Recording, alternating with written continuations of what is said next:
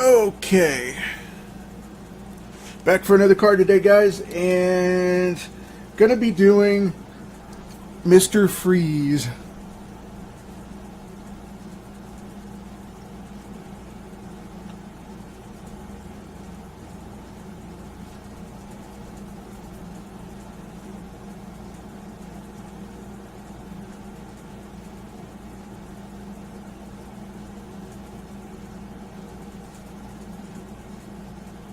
Gonna go with the classic style.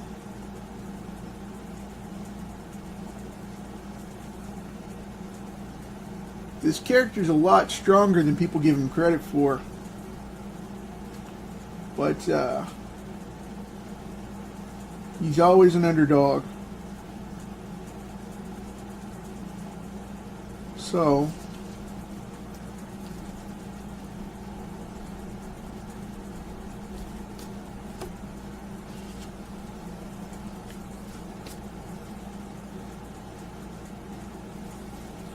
gonna knock this out. I've got more of a 50s style suit going on because the 50s 60s style, because I really like the character, and I've always thought that he looked really well in the older Batman stuff.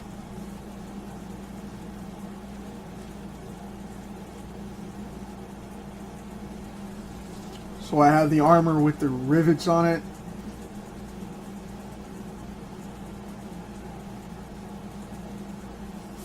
And since this is metallic and it's a dull metal because it was supposed to be pressurized just to hold him in rather than being as defensive as he uses it later as a villain, I think that it's going to look really cool. I'm making it kind of cast iron style or galvanized, so it'll be shiny in places, but yet it'll be cold pressed in others, and that's the way I want to do it, so it looks really, really harsh.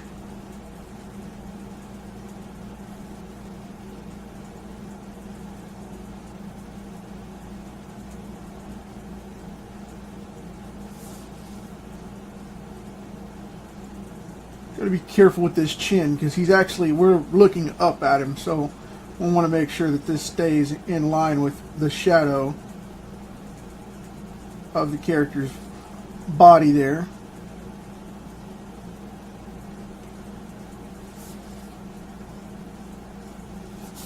So I think I got it. I haven't drawn this character in, oh, good Lord, probably a decade. Maybe longer.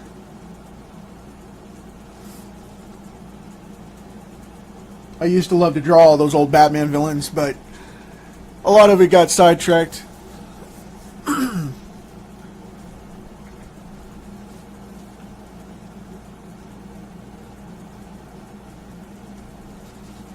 Hey, Tom, thanks for coming on, man. Totally understandable. That's not a biggie.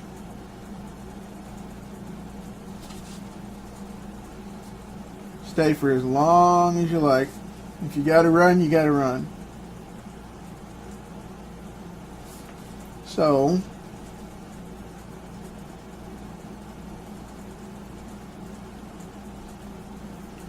there is the head and neck starting to come together. So I'm going to dig into this. And this dude is really, really sad all the time. I mean, if you don't know the character, short Crash Course version is his wife got a disease. He put her in suspended animation, and he's trying to find a cure for her. Whenever he was freezing her in the cryogenics, he had an accident and ended up getting damaged himself to where he was turned into basically an ice monster. He's got to be held at a certain temperature all his life now the rest of the time. Sorry, I was making sure I wasn't going to cut into that card. He's got to spend the rest of his life trapped in this suit now, because the disease he tried to save his wife from, he ended up giving himself a totally different condition.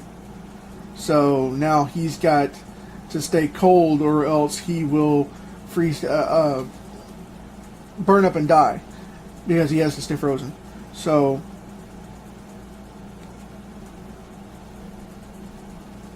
bear with me, snagging that card almost sidetracked me quite a bit there, because I did not want to tear it. I was like, man, I don't want to tear up the design. That one kind of got me. That's funny.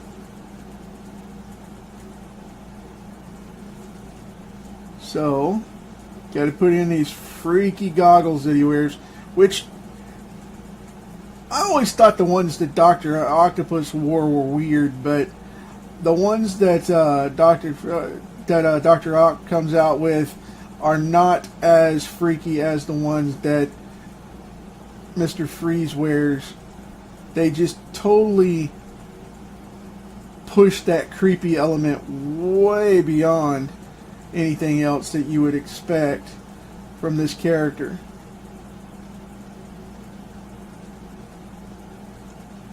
And they're always red.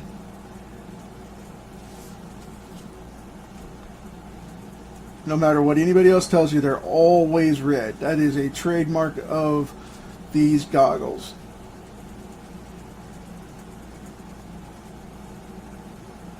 And like I said, we're coming in from the bottom here, so I'm going to push them out like that.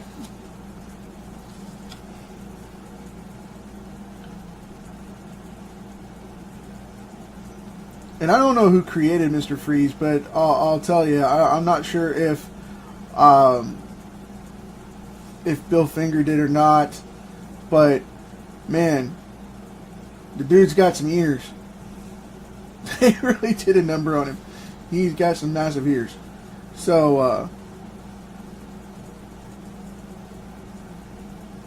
put in these divots for the brow.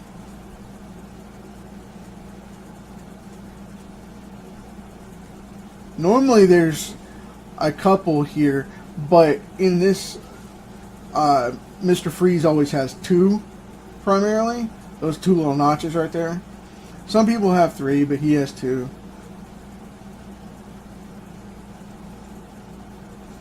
He's one of those people that just has that going on, so.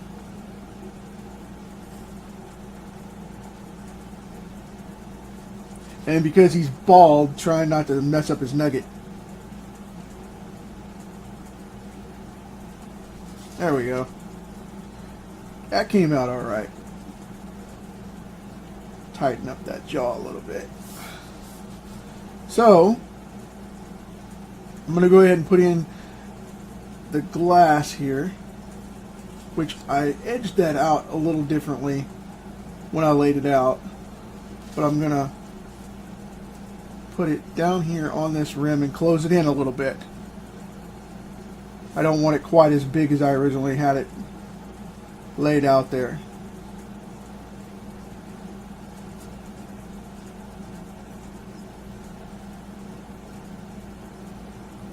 So that's coming along swimmingly.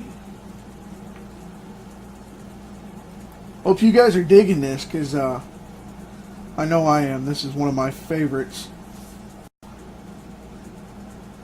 There's just something about the Batman villains that hold a nostalgia that no one else can touch. I mean, maybe it's the longevity of them, I don't know. But they just have a classic look that maintains even today, even if you modernize it. So they're just massively impressive characters.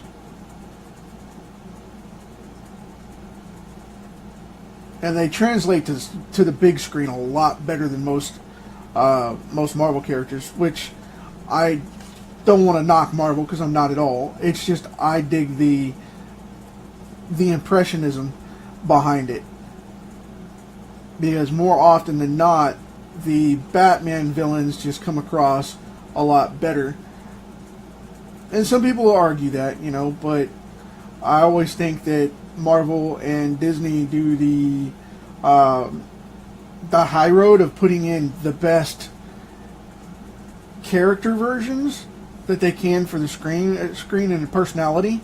But when you see a DC villain or a Batman villain specifically on screen, it's a totally different ball game in comparison to a Spider-Man villain or even an Avengers villain.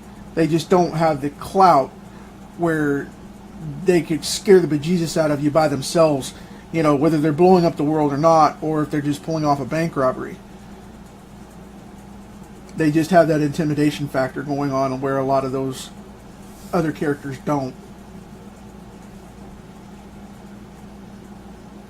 My hardcore Marvel fans are now going to run away screaming at me. Like I said, don't get me wrong, I'm not knocking Marvel at all. It's just like I said, the DC universe has villains that will really creep you out in comparison.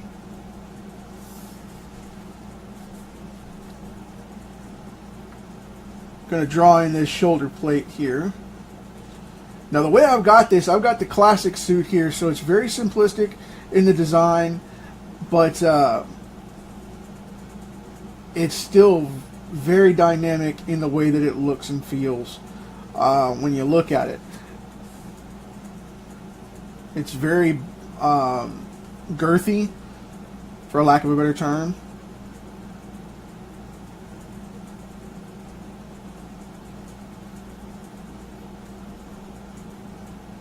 Because this is going to be piecemealed over him. Think of it like the original Iron Man type of costume. If you had to visualize something in real life, it would be like the original 2008 Mach 1.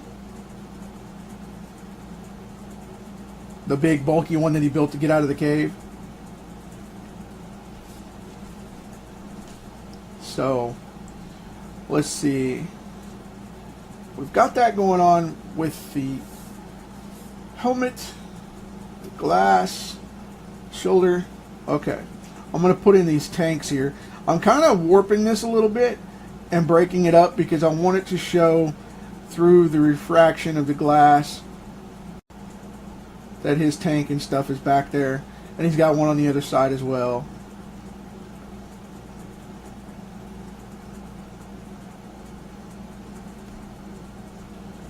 And then this big massive hose which runs on either side back to the tanks, which keeps him cool.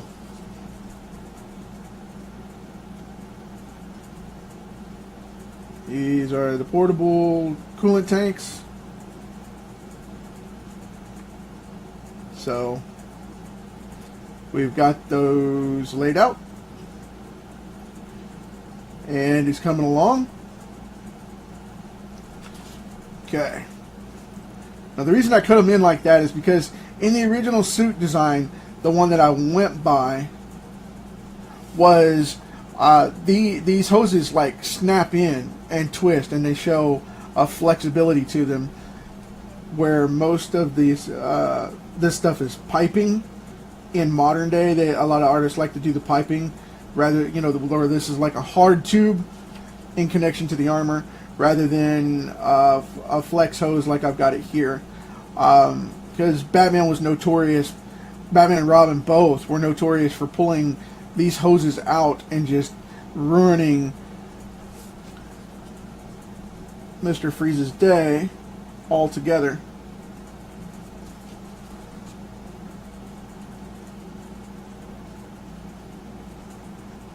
But like I said, this character is way more massive in personality and body of work in comparison to most of the other villains, and he doesn't get quite the popularity that he does deserve.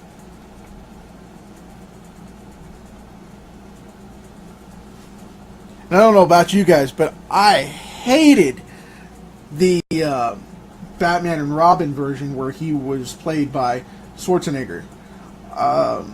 I mean, I love the movie for what it was. It was a Batman franchise. I'm fine with that. I give it credit. I give it props. But Mr. Freeze, having that accent and stuff and being played off the way he was, it was just, yeah, that was rough. And I don't normally hammer on that stuff, but I tell you, that one bothered me badly. It bothered me badly. It scarred me. So, I was so glad to see the reboot come out, and you know, the Chris Nolan reboot. Great job those guys did. I was hoping this character would get a cameo in one of those movies, and unfortunately it will never happen because he finished those up.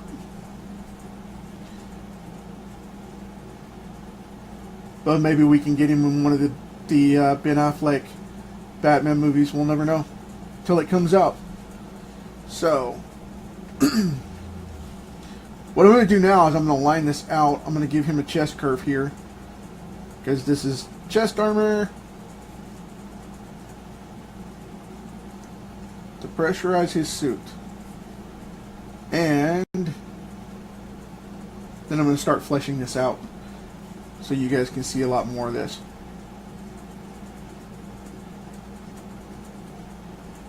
Because remember, like I said in the beginning, I was going to make this some of it chrome plated, some of it die cast.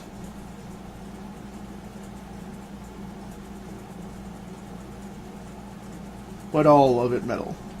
So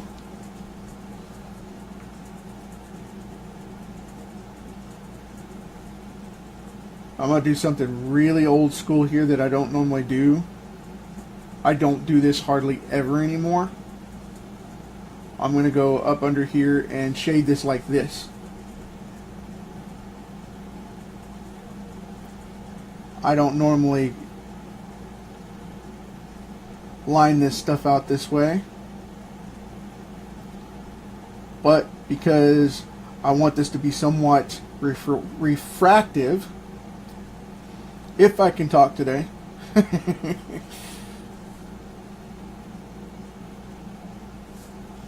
I just want to have a different tonality to it. So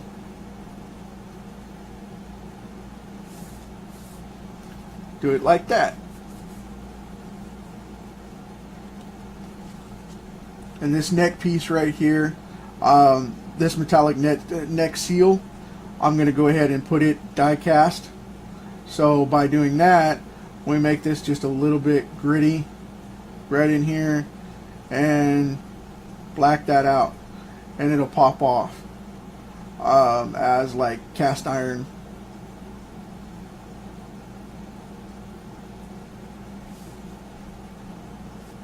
So got that one nailed. I want to go right up against this glass too, because I don't mind going right up against it. Most people wouldn't. They'd put that little line in there or that bubble in there. I don't have to do that.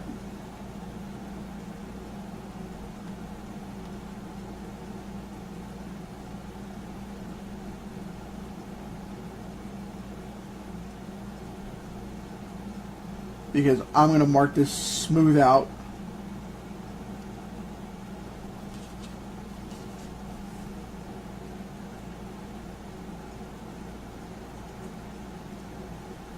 And with these things, I tend to go against just about every rule possible. Not to be defiant, just to make it work, you know. As an artist, I have to experiment with these things and push the limits beyond where sometimes it works, sometimes it doesn't. In this case, it does. So, we've got that going on. Now, there's a pad that he keeps right in here that normally stays blue, but in this case, I'm going to black it out.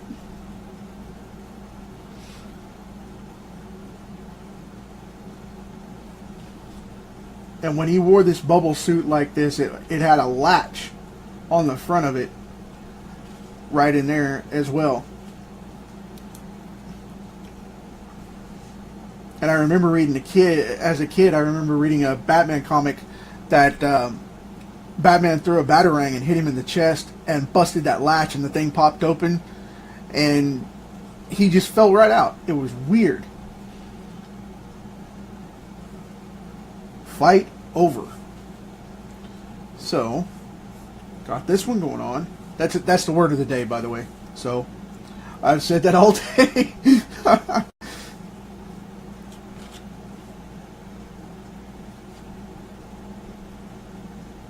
Gonna put a couple of chinks in this armor. Show it's die-cast metal kind of things. And I'm not going to overwork this too much because he's a very clean character and I love to keep him open. Animated style, just go cold blue on it and texture it up that way with the color. And run amok. So...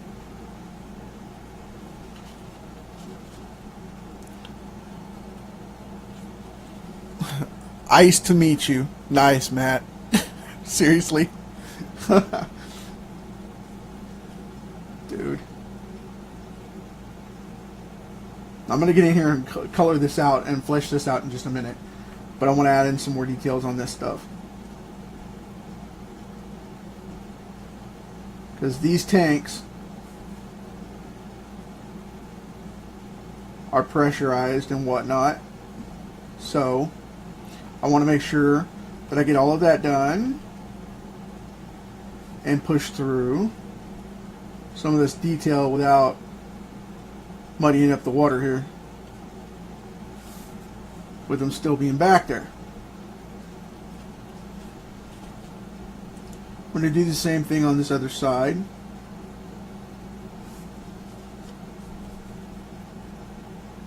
Put a little bit of a drop shadow right there, just to kind of separate things a little bit.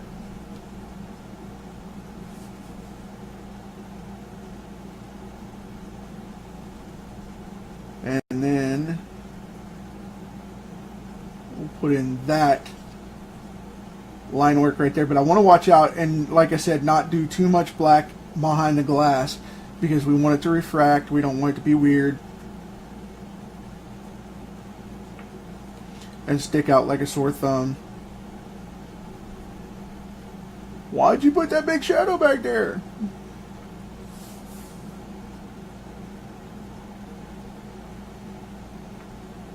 Okay. I'm going to harden this line up just a little bit on this helmet to pop that off a little bit.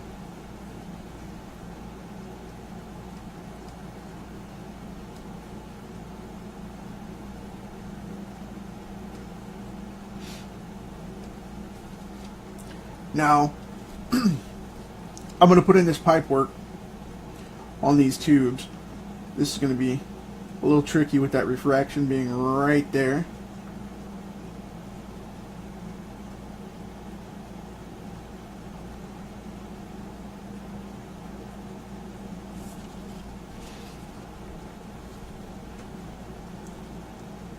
A lot of people don't like to do this part. They don't like to go in and edge that out. But I do. I just like the classic look. It brings some life to it. I'm going to go ahead and put this one on here first. Go ahead and edge out this side. And then I'm going to come back and detail that out just a little bit to make them look a little more metallic.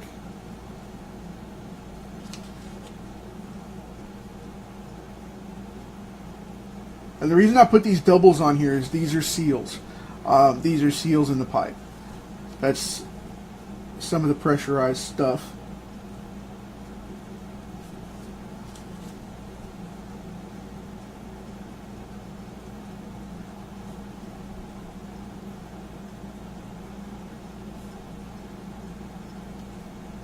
Get this to turn down front here. We'll put one more set. Nice and close. Now, what I think I'll do is, like I said, go back to these pipes. I'm just going to put a little bit of a shadow on here.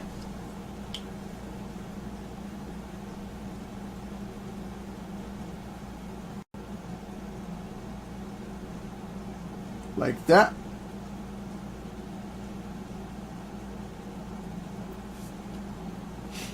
I don't want them to look too stiff though. I want them to look malleable, you know, like they can be moved. And I'll go back and shade that in just a second.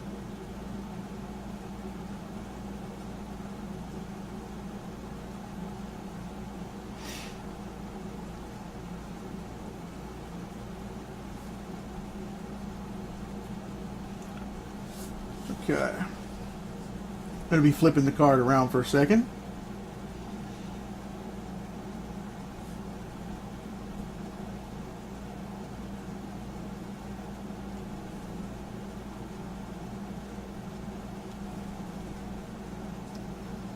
We about got that.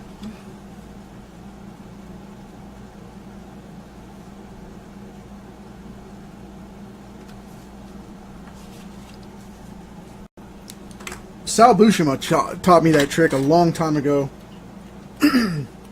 about blocking them out like this for the shadows. If you're going to do a big thick shadow, just block it out. And whenever I learned that, it made everything look more rigid, you know, like metal and stuff. That texture effect really popped off, where I used to just kind of scribble it out, kind of like the 70s artists that I liked for, you know, sci-fi stuff, heavy metal, stuff like that. A lot of those artists used to just scribble it on, and, you know, they just go scribble, scribble, literally, just scribble it in there. And when Sal taught me that, I saw him at the Dallas Comic Con, and when I was a kid, and one of the only ones that I got to go to.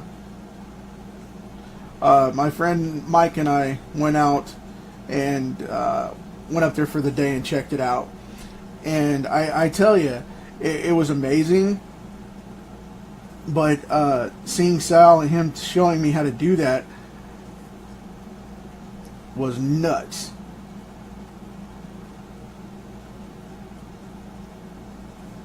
It's one of those rare things. And I couldn't draw like him because he had a very blocky style. He used to take the chin and, I mean, just rivet. But dude was phenomenal. Okay, let's see here.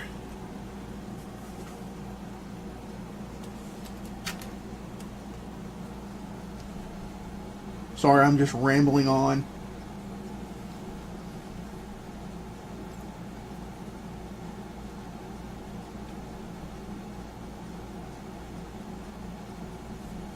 People have been telling me lately I don't talk enough on these things. So, I was trying to keep it going. But, wow, he's going to come off really, really cool.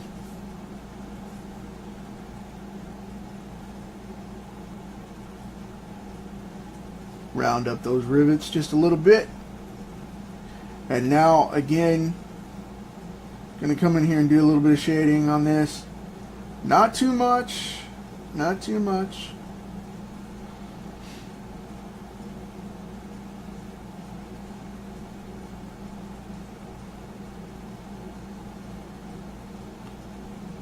Because I want this to look kind of like the voice box, but I want it to look... I want the shoulders to be a little more shiny, because I want them to be more of a pressed or refined metal to stand off against what's about to come in here, because I'm about to seal all this off. Right in here in the neck, he's normally got two big plates right here. They go underneath these plates and they hold him in, because they are the support for the neck piece that locks into that helmet. So, got that going right there.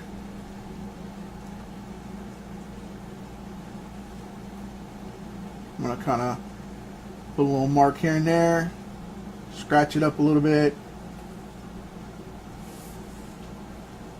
And we are not going to mess with that too much.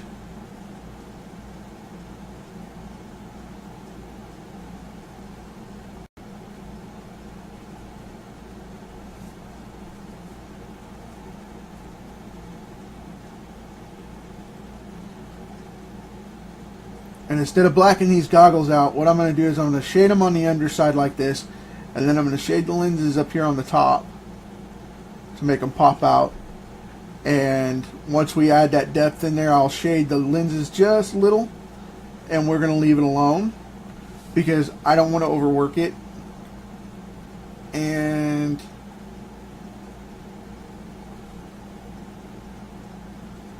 I want it to remain open so when I ink it, it won't be scarred up and we can get the red in there.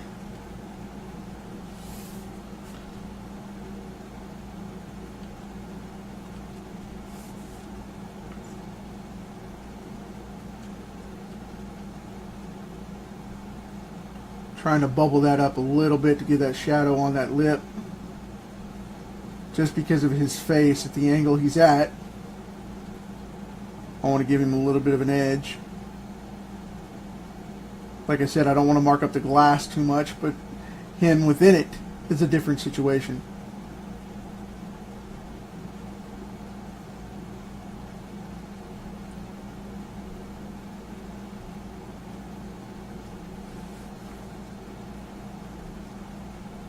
Go a little more of a noir style.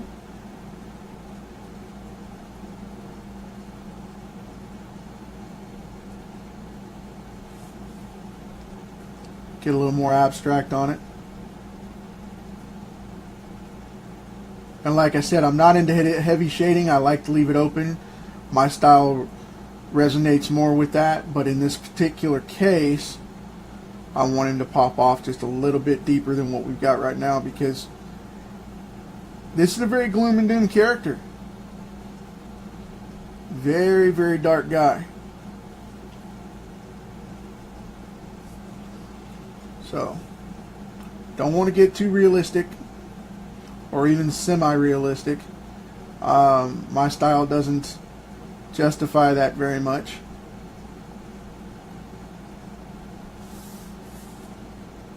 It just pollutes the water, so to speak, muds it up, and I don't want to do that. But, anyway, there you go. You have Mr. Freeze. Hope you guys are going to dig that one, and we keep these coming. So, I'm going to stop right there so I don't muddy up the water, like I said. And let's see what's tomorrow. Oh, I picked on Doc Ock, and that's what I've got on the list. So, just so you guys know, we're going to go from there. Doc Ock is tomorrow. I will color this, ink it up, get it out with the next set.